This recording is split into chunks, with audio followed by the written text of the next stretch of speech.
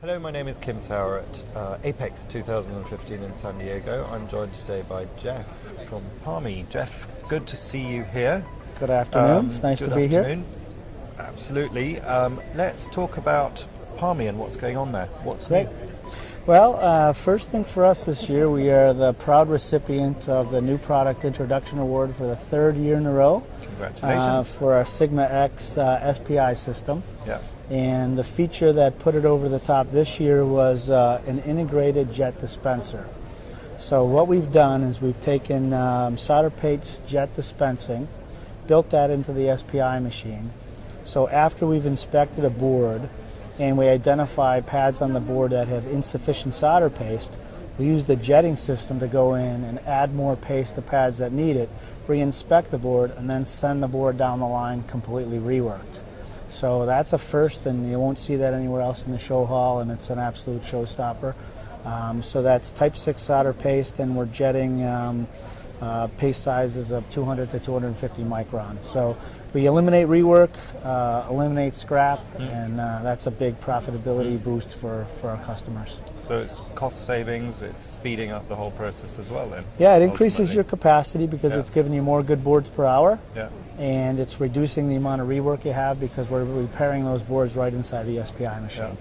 And we're doing it in real time. So we inspect the board, find the defect, fix the defect, re-inspect it, and then send the board down the line. So it's a real clean process. Are you finding that that sort of solution is particularly interesting for certain industries, or is it relevant to everybody out there? Well, that's a great question. I don't think that jetting solder paste is the right thing for everybody. But one of the challenges that our customers face today is designing stencils for very, very small components, and at the same time having designed that same stencil for very large components. So you have the need to put very small deposits down adjacent to very large deposits.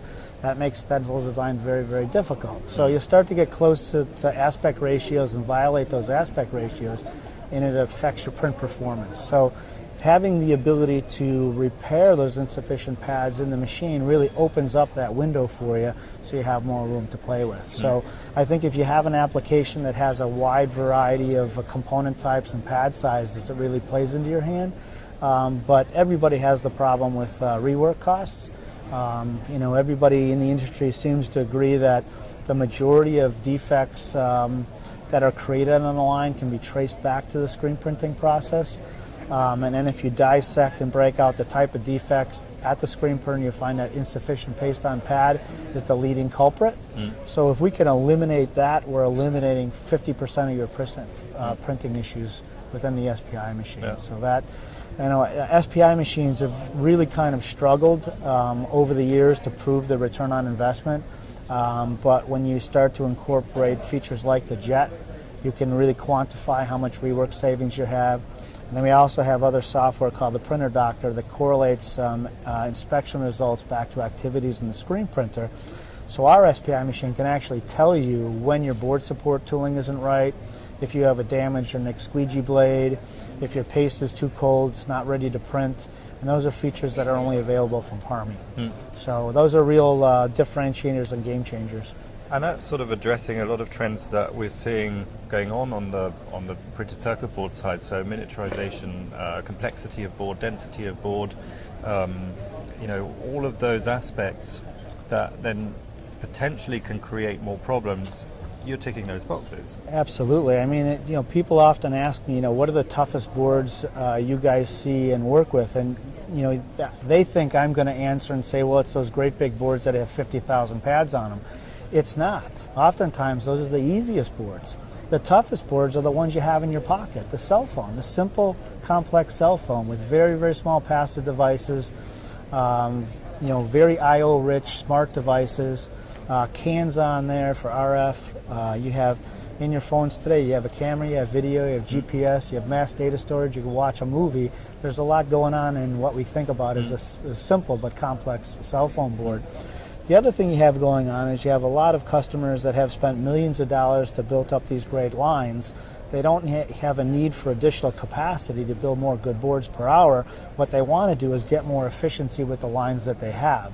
So a really good investment are some really smart, good inspection tools like a Parmi SPI or probably others that allow you to improve your yields. And if you improve your yields, you're reducing rework, you're reducing scrap, you're clearly increasing your capacity and you're increasing your profitability. So if you have $1 million, multi-million dollar line for around $100,000, you could boost your yields by 2, 3, 4%. And in actual profitability dollars, those are hundreds of thousands of dollars, if not millions, at the end of the year. So definitely a trend to try to take a customer's line the way it sits today and try to improve the efficiency so overall you can gain more capacity and more profitability. And then ultimately, probably it also fits in with the developments that are going on within the smart factory space, that whole traceability aspect of a manufacturing line. Well, we live in a data age, Yeah. right? And I've been in the industry for 30 years, and if you looked at what your hopes and dreams were 20 years ago in a machine or 10 years ago, you thought that some of those things were a dream, and would they ever come true? And as you walk around the show floor today, you find out that we're communicating out of these machines in standard formats today. So you can use other software tools to pull in that data, analyze the data, and help you get better at what you do. So I think the things that we were dreaming about 10 or 20 years ago are now actually living and in fruition, which is great. Now we have to take it to the next step, and those are the kinds of things we're doing with like the printer doctor and embedding a jetter inside of something. And then we'll have to see what the next great invention is. So we're working on that. Excellent. So lots of great success ahead of us, lots of R&D ahead of us. It was great talking to you. It's a pleasure. Thank you very much. Thank you very much for your time, Jeff. My pleasure. Thank you very much.